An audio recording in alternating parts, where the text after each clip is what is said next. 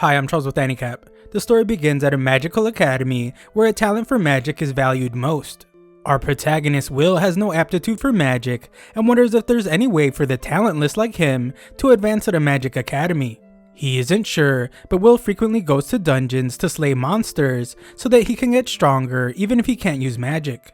One day at the academy, the distracted Will gets called to the front of the class. He is told to conjure a flame using a catalyst, but Will trembles in fear because of his lack of magical talent. Of course, he fails to conjure anything, and the entire class laughs at him. The instructor is really disappointed because this academy is very prestigious, and it's embarrassing how Will can't even use the most basic magic. This makes it clear to the instructor why Will is said to only be an honor student when it comes to note-taking. He says that Will is completely beyond help.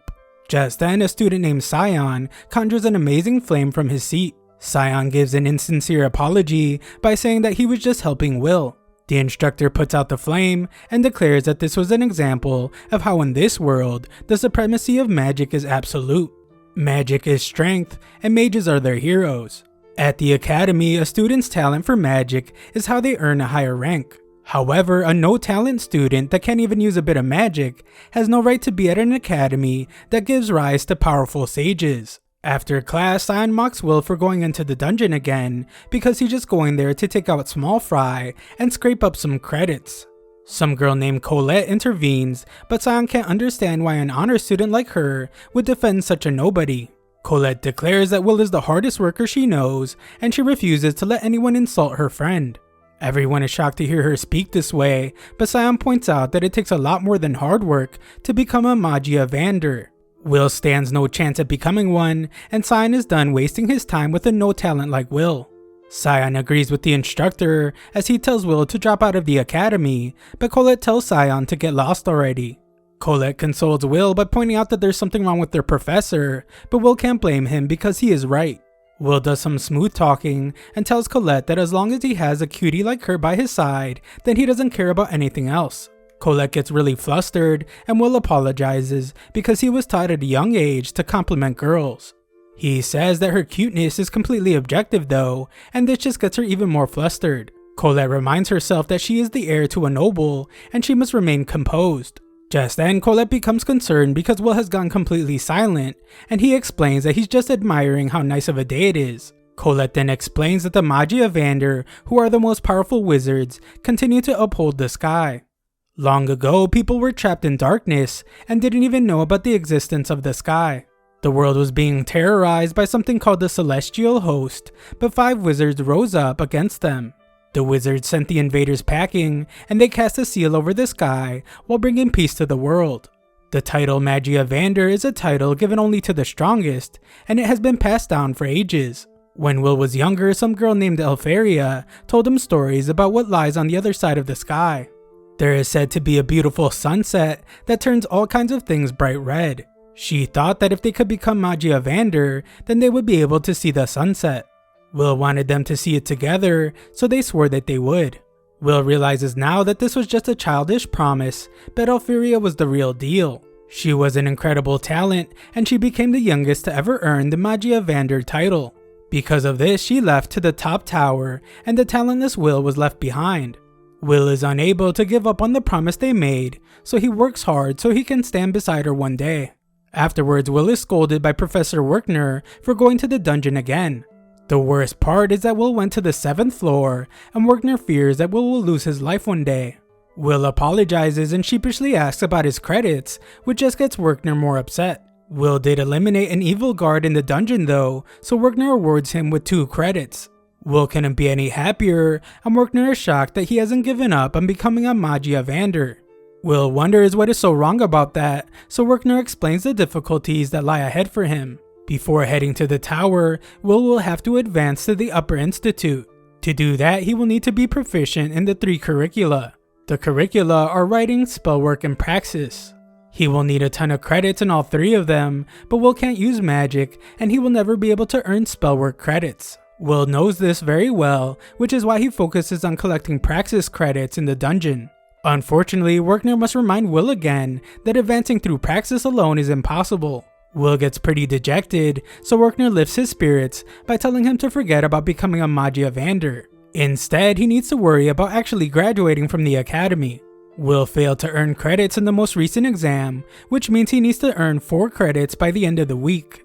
There are only 2 days left, so Will desperately searches his notes to find a monster worth 4 credits. Werkner wants to help him, but he doesn't want to get in trouble, so he says that he's simply talking to himself, and he reveals some report about a certain monster on the 6th floor of the dungeon. It's called a Baskerville, and it's exactly what Will needs, so Will thanks the helpful professor. Unfortunately, Scion heard everything. He comes up with an evil plan, and he is sure that it will finally get rid of the no-talent scrub who is out of his league in this academy. A while later, we find Will on the 6th floor of the dungeon.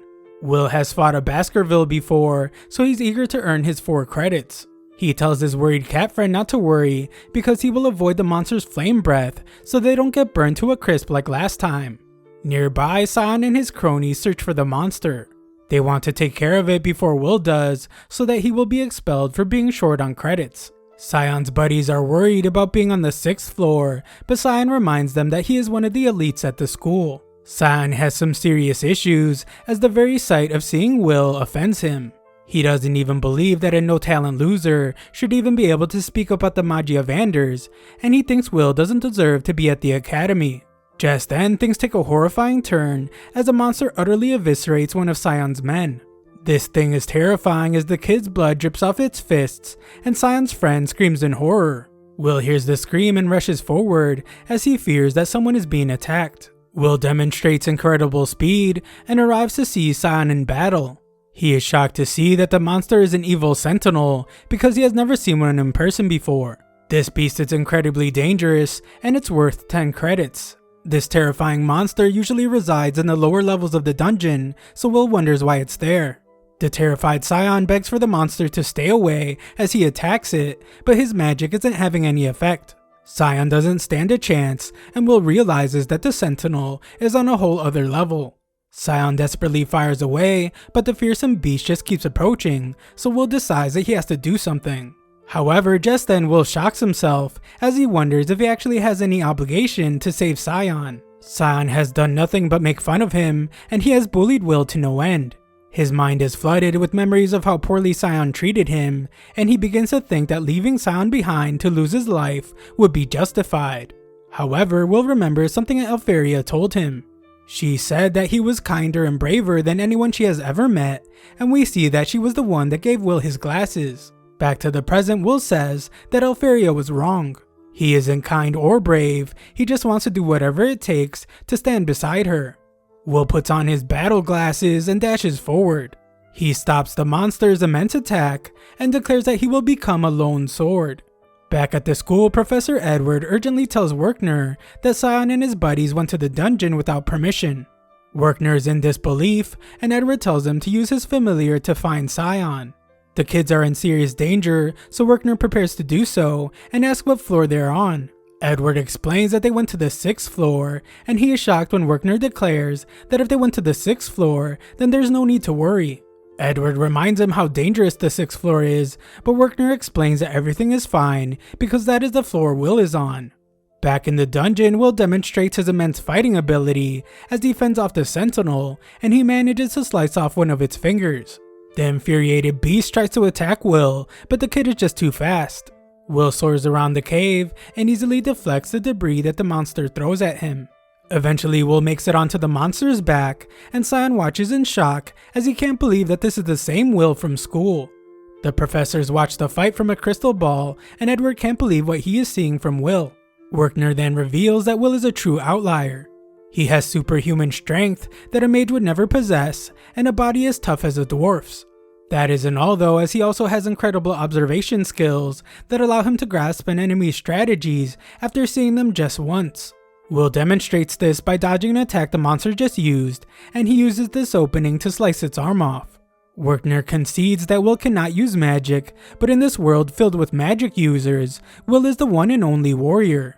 Will now takes the monster's giant sword, and as the beast becomes infuriated, Will gets ready for an attack. Scion hasn't moved an inch this entire time as he is stunned by Will's strength. The monstrous beast unleashes a powerful beam attack, but Will stops it with the sword.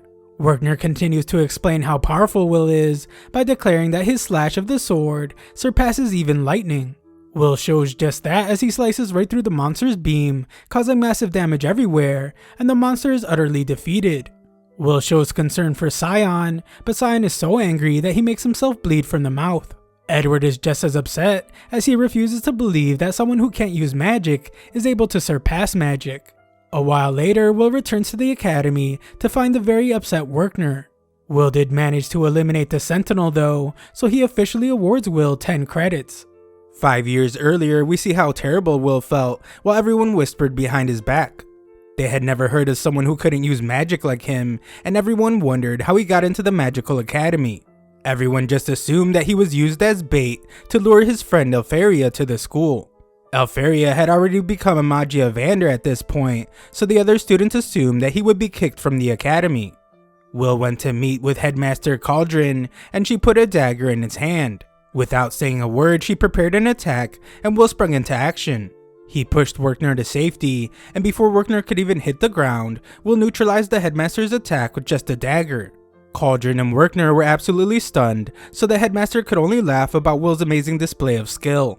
Werkner was then shocked when she declared that Will be allowed to continue attending the Magic Academy. Werkner reminded her that Will is unable to use magic, but Cauldron was extremely intrigued by Will. He was like a sword that yearned to be a wand. Surprisingly, Will still seemed unhappy.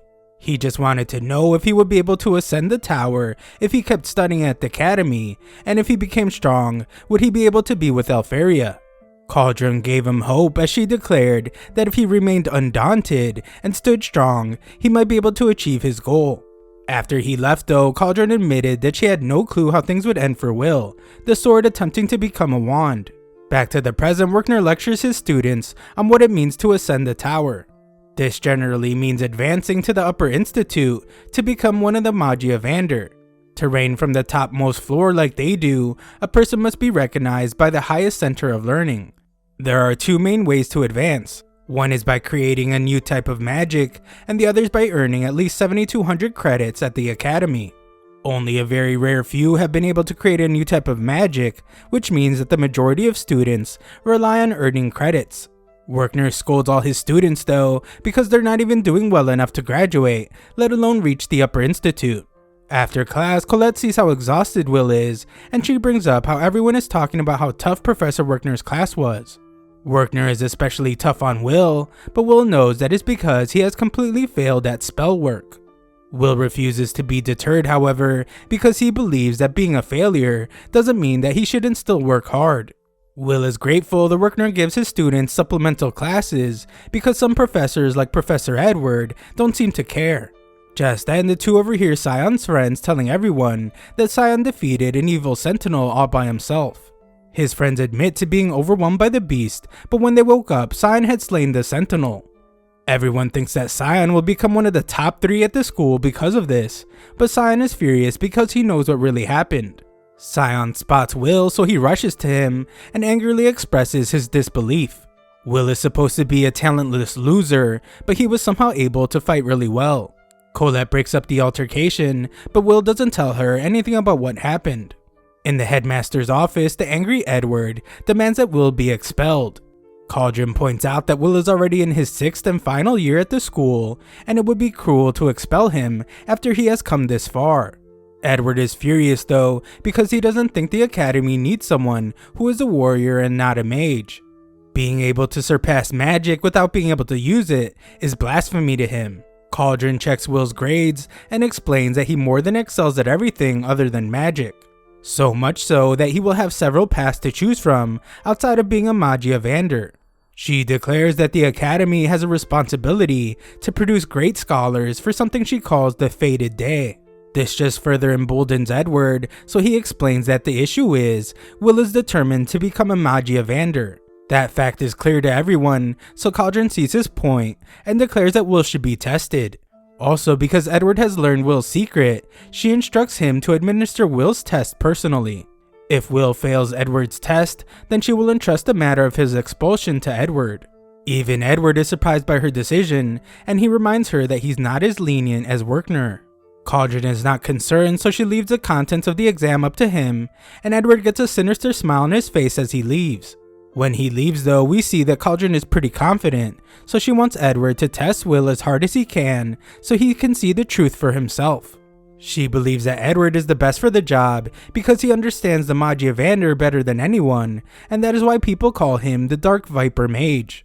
Elsewhere, Will apologizes to Colette because she always has to help him do magic things that he can't do himself, like opening his magic locked locker. Colette doesn't mind, but she notices that he still keeps his sword in his locker. Will explains that he has to because he has never been given permission to carry it on campus. At the study hall, Will writes a report about one of his favorite battles. Dwarves were a race from another world, and they were severely mistreated. They were overworked and even treated worse than the elves. Because of this, they raised an army and waged a war. Colette wishes he wouldn't work so hard, but Will explains that if he loses even just one credit, he won't be able to advance to the Upper Institute. This report isn't too bad though, because he can understand how the dwarves felt. This is because even in the face of the mightiest magic, they continued to fight. They never gave up, and such determination is what Will believes is necessary to overcome magic. Professor Werkner taught him this saying, and it's just another reason why Will must do his best. Colette then notices that Will has a white hair. He rejects her offer to pull it out, but she insists. Just then, Edward interrupts them and instructs Will to come with him to the spell hall. Edward explains that he can't allow Will to continue failing spell work, so he has decided to give him a supplemental lesson. Will is shocked, and Edward tells him to be grateful.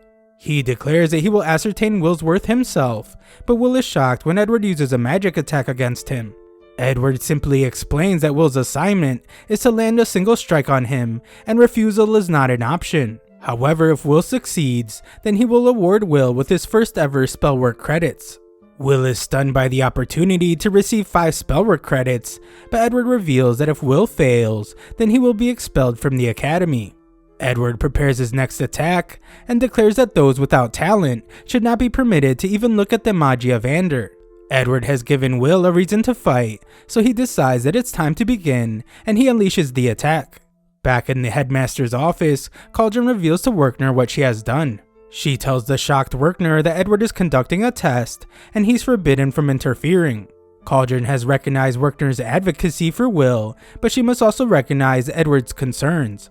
She has already decided that Edward will ascertain whether Will is worthy of attempting to become a Mage Evander. Werkner struggles with how cruel her choice is though, because Edward is the closest person to becoming a Mage Evander. Edward was ultimately defeated before, but he's still an ascendant. He has reached the top of the tower before. Edward demonstrates his fearsome abilities now, and Will is shocked that he was able to generate so much power by only using a low-level dark magic spell. Will is no slouch though, and he shows his incredible speed, but his kick is stopped, and Will realizes that Edward's defense is impregnable. Edward mocks Will for kicking a magical shield, and he calls him hopeless. Will is knocked back by a powerful attack, and he's stunned to see that Edward is casting spells with no incantations. They activate instantly, and there's no hole in Edward's offense or defense. Things aren't looking too good for Will, as he realizes that he can't even scratch Edward, and we see that Will's familiar named Kiki runs off. The confident Edward announces that the only magic he will use are his black flames to burn Will, and his shield to repel Will's poultry attacks. Edward prepares his next attack, and Will is horrified to see that he's overlapping a single spell. The attack was extremely powerful the first time, but now he's going to unleash a barrage of them. Edward declares that the talentless need to disappear, and he unleashes the attack. The attack is impossible to escape, so Will is struck several times as Edward demonstrates immense control of his magic. Will is in really bad shape now, and he begins to realize that he can't beat Edward. He is shocked to see what a top-tier mage looks like, and Will wishes that he had his sword. Nearby, Colette worries about Will after hearing that he was going to have supplemental lessons with Edward. She fears the worst, but she is surprised when she sees Will's familiar. Kiki is injured, but she still scratches at Will's locker, and Colette realizes that something bad has happened to Will. Kiki is clearly distressed, so Colette urgently opens Will's locker. Back with Will, Edward points out that if he can't handle someone like him, then Will has no chance at ever becoming a Mage Evander. Edward then brings up the war involving the dwarves and explains that they foolishly incited a rebellion with the force of 10,000 dwarves.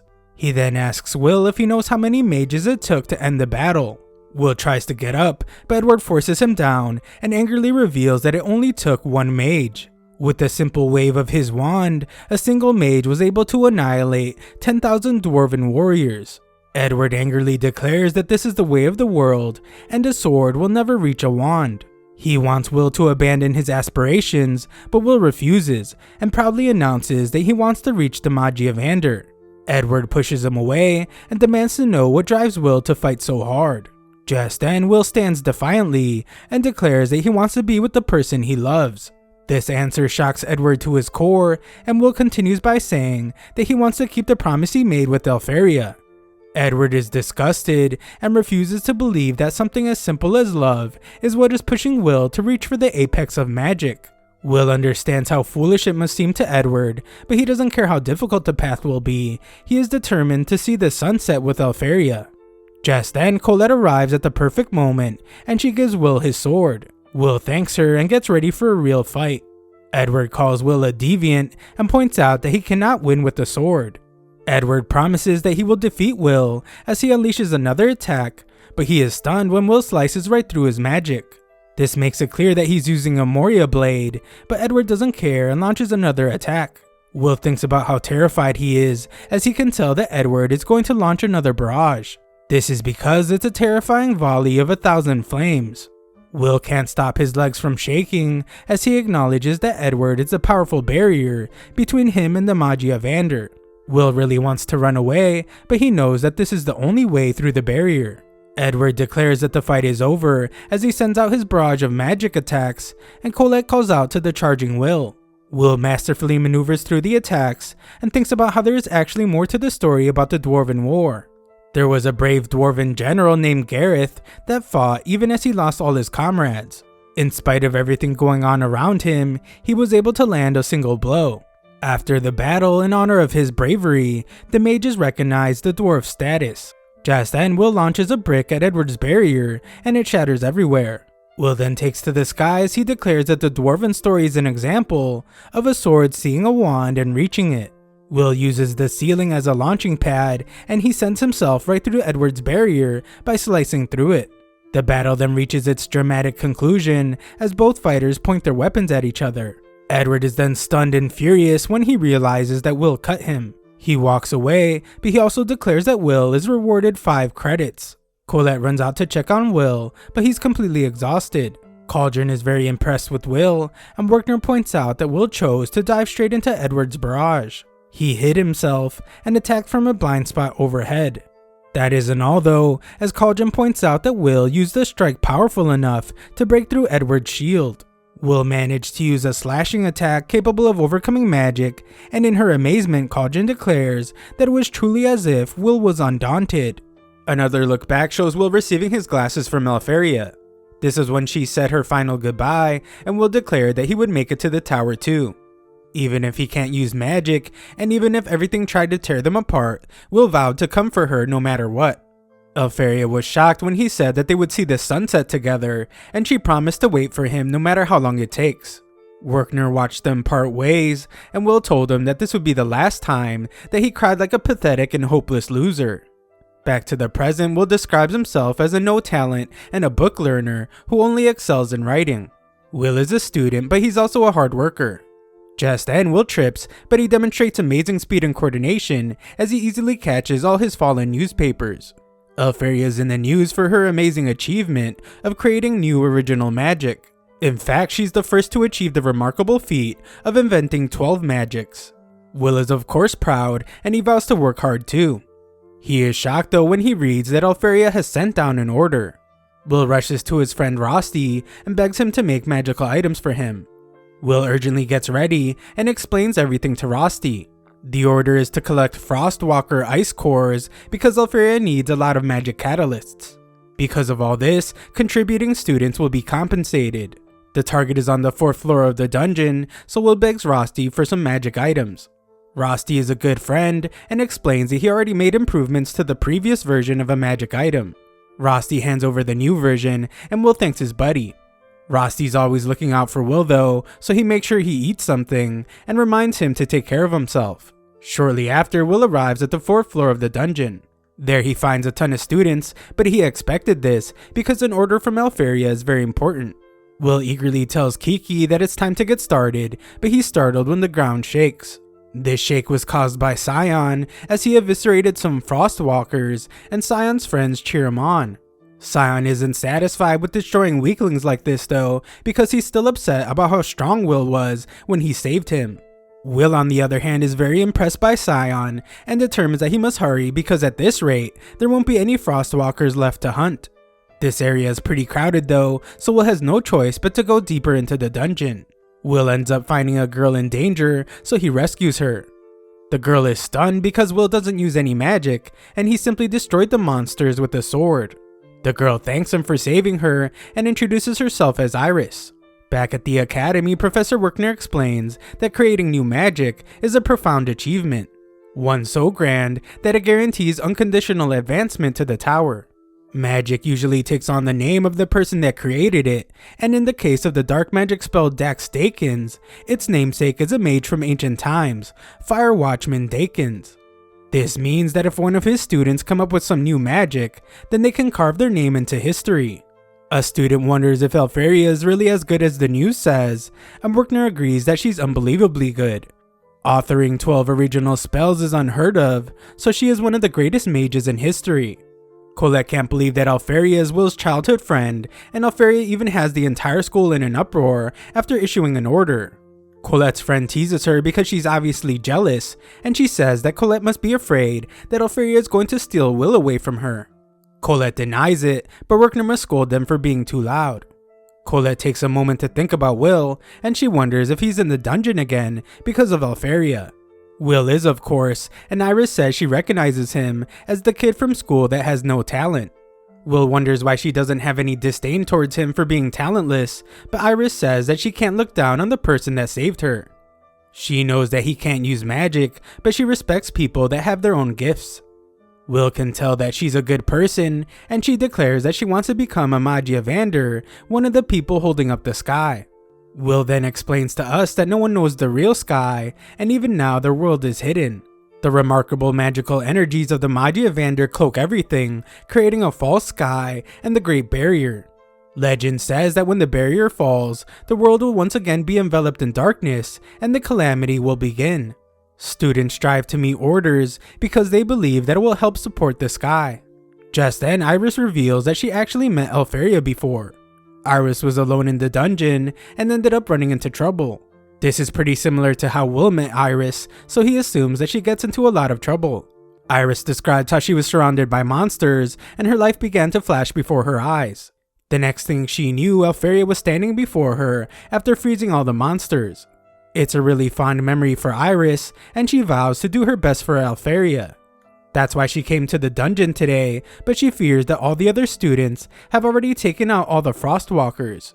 She isn't able to pick up any of them with search magic, but she notices that Will is doing something on his own. He explains that when Frostwalkers move, they leave ice fragments behind. However, the ones he's finding are more than double the size of normal fragments. This makes him confident that there's a really powerful Frostwalker up ahead. Iris is shocked by how he can know all this without magic, so Will explains that while magic is great, it's not absolute. Will has some knowledge and wisdom, and he declares that experience can make up for the rest. Will gears up as he prepares for battle, and Iris is stunned when the giant Frostwalker appears. Will uses his amazing speed to keep her from getting crushed, and Iris is terrified to see that the monster is actually what they call a Frost Rex. Just as Will predicted, it's a really powerful monster, and it shows how terrifying it is with a loud roar. Frost Rexes are the highest form of Frostwalker, and it's worth 6 credits. It's also a special monster that is specific to the 4th floor. Just then, Will must dodge its beam attack, and the beam turns everything it touches into ice. Will tells Iris to wait while he fights, but she's worried about him, and explains that physical attacks won't work on a Frost Rex. Anything that touches it freezes instantly, so close combat is a terrible idea. The only way to deal with one of these monsters is long-range magic attacks, so Iris begs Will not to fight. Will confidently tells her not to worry though, and he explains that he has fought monsters like this plenty of times. Will prepares the magic items his friend made him, and he takes to the sky. He dodges the monster's attacks and maneuvers through the battlefield. The Frost Rex loses sight of him, so it attacks in every direction, forcing Iris to take cover. Will gets into position and launches the magic items onto the monster. The items latch onto the beast, and they're attached to a rope. The beast tries to hit Will with its beam, but it's no use as Will is already on the move again. Will uses his insane speed to avoid getting attacked, and he wraps the rope all around the beast. The Frost Rex keeps trying to attack, but Will has already finished covering it in rope, and he thinks about how Frost Rex monsters are weak against fire and explosive attacks. The Frost Rex uses its most powerful attack to freeze everything in the surrounding area, and it begins to turn Will into ice. It's too late though, as Will's preparations are complete. He uses the device on his wrist to create a flame, and he ignites the rope. The fire makes its way all around the monster and causes the magic items to explode. The blast is incredibly powerful, and when it finishes, there's barely anything left of the Frost Rex. Will credits Rosti for making such great magic items, and he plans to thank his buddy later. Iris is in awe of him, but her demeanor quickly changes to something much more serious. Will is known for having no talent, so what she just witnessed doesn't make any sense to her. Will is nothing like the rumors say, so she thinks about how she will have to report this back to a certain someone. Just then, Will says that they have plenty of ice cores, and Iris goes back to being her other self as she agrees that it's time to get out of the dungeon. When alone, Iris shows her true self, and she thinks about how impressive Will was when he used creativity to compensate for not being able to use magic. He also has a nose for battle that is backed by experience. She determines that while he's no mage, he's definitely a powerful warrior. Just then, Iris shockingly meets with the Mage Evander. They were having a meeting about how they need more promising seedlings for the fated day because they cannot allow what was written in the lore to come to pass. Iris is known as the Watcher, and they ask her if she found anything useful. Iris reveals that she found one interesting prospect, a no-talent warrior named Will, who she now recommends for a position in the tower. Some Mage Evander think it's a terrible idea, but the white-haired guy named Zio thinks it would be interesting. Some of them assume that Will would be inferior to them, but Zio says he would accept anyone as long as they are useful. Eleanor calls him a barbarian, but a guy named Carriot stops him from fighting. He points out that the Grandmaster Festival is coming up, and they can just wait to make a decision about Will until after they see those results. The Mage Evander agree that useful students will be revealed during the festival, and they begin to leave. Alferia stays behind, and she once again promises to wait for Will. Thanks for watching my recap. Subscribe to the channel to help us reach 700,000 subscribers.